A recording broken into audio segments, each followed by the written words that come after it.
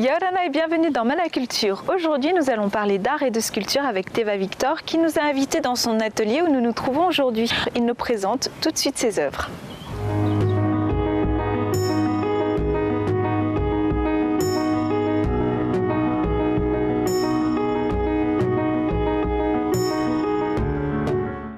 Alors l'exposition cette année n'a pas de nom particulier. Le thème et l'idée que je veux vraiment faire passer, c'est surtout le fait de rendre hommage à la nature en quelque sorte. Parce que quand je vais chercher mes cailloux dans les vallées, à la Papenot ou ailleurs, ce sont des galets de rivière. Et donc des galets qui ont déjà une forme bien définie, qui sont beaux à la base.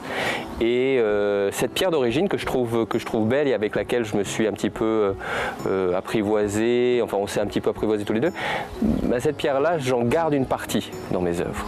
Il y a toujours il y a trois lignes qui se suivent toujours dans ce que je fais. La première, donc, c'est cela, le respect de la nature et de l'œuvre au départ. Donc il y a toujours une partie de la pierre qui reste comme elle était au départ. Et ensuite, les différentes facettes de l'être. C'est-à-dire que c'est des visages en général. Et donc le visage va être en général traité d'une manière différente d'un côté et de l'autre. Pourquoi faire les deux côtés pareils, penser de la même manière ou travailler de la même manière, puisque c'est exactement la même chose. Autant montrer les caractères différents de la pierre. Parce qu'en fait, quand on la polit, elle va briller d'une certaine manière. Et cette brillance, quand elle est par exemple polie avec un grain de 400, on va dire, eh bien elle va être un peu mate. Donc il va y avoir différentes couleurs, il va y avoir des couleurs assez intéressantes qui vont en ressortir. Mais si je monte carrément jusqu'à du 3000, c'est extrêmement fin, poli, mais jusqu'à ce que ce soit brillant, ça l'assombrit légèrement et donc il y a ce que moi j'appelle la personnalité de la pierre, des facettes différentes de ces couleurs-là qui vont ressortir. Et du coup, d'un côté ou de l'autre, on va avoir différents aspects de la pierre, des petits cristaux, des petites taches, des couleurs.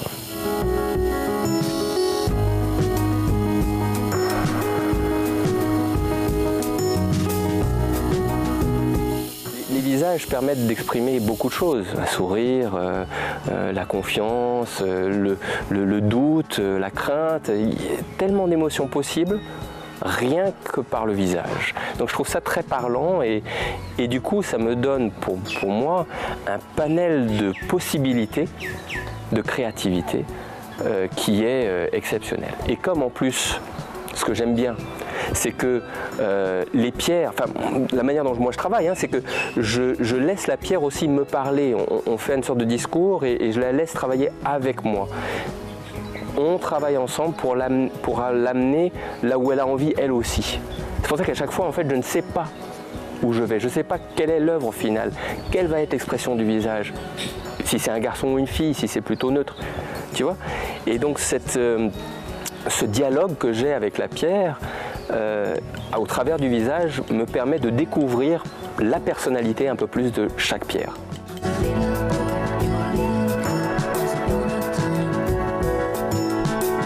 Il y a une pierre dans le lot qui m'a demandé énormément de temps.